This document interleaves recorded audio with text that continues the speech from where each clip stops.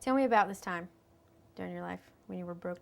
Well, I went to school because I had to, not because I want to. I wanted my parents happy, wanted to get a degree. But you know what? I went to study business.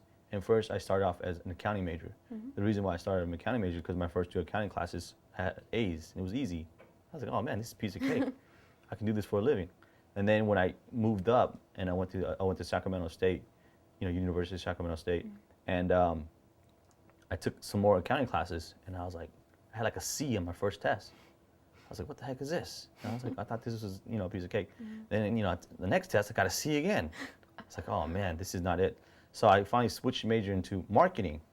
And I was like maybe 12 units from finishing my marketing degree. And it got tougher and tougher, and it got really boring. So I said, you know what, forget this. I switched over to management information systems. And then this one, it got kind of interesting because I'm learning the basics of like programming languages, database, and stuff like that. So it got kind of fun. Then once I picked up poker, I said, forget school. I'm gonna just grind my way through, and just get by and get my degree. I didn't try to learn. I didn't try to be good at it. Poker was on my mind every day. Right. So you weren't really into school the whole time, but at least you finished, right? Yes, I mean, I finished. I kind of got by. A couple of my friends that were in my groups for like the senior projects and all that kind of stuff, they kind of helped out a lot. But just being broke, with $200-300 in your pocket, you're going to spend it when the weekends come around. So I had to go out there and use that money and make more money, so I can be able to go out on the weekends, go hang out with my friends, go partying or whatever, and still have money, like a small bankroll to play again.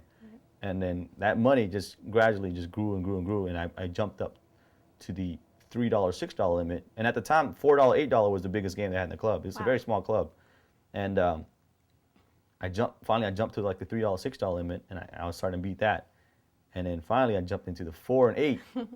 And one day I walked out with like 18 racks.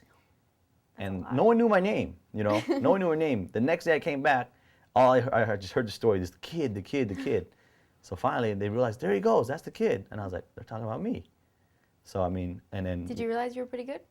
At first I thought I was really lucky, but then just seeing how bad these guys played, I mean, obviously they're bad because they're playing 1-3, every day. If they were any good, they probably moved up. But naturally I was good due to the fact that I was very good at analyzing. I was very good at like just seeing how people react and stuff like that. And luck helps too, And I had the beginner's luck, and I ran good, and I moved up.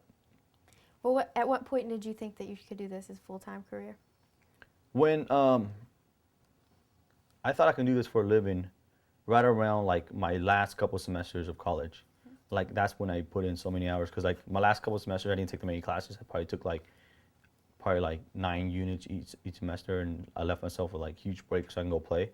And I was grinding almost every day, and I was making pretty good money. But I had a leak, and I gamble in the pits at the Indian casino. I played Pai Gow and blackjack and stuff like that, and I bet sports. So I would build my bankroll up to like 8,000-9,000, playing $9, $18 at the time. That was the biggest limit in Sacramento, and I was just killing the game. I mean, to beat it for $7,000, $8,000, $9,000 a month, that's a lot of money. Right. But I'd lose it on sports, and I'll be like down to my last like few $100, and I had to grind my way back up. And it happened so many times. And I also, there was a few times I went completely broke, and I have, my brother helped me because they knew I was a good poker player.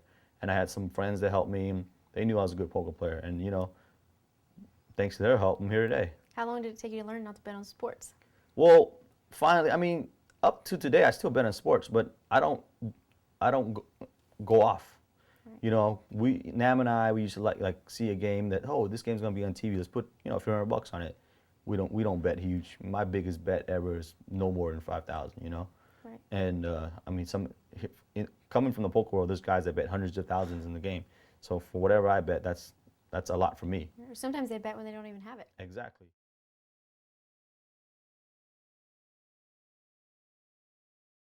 You're one of the most successful tournament players on the circuit. You're the reigning WPT Player of the Year.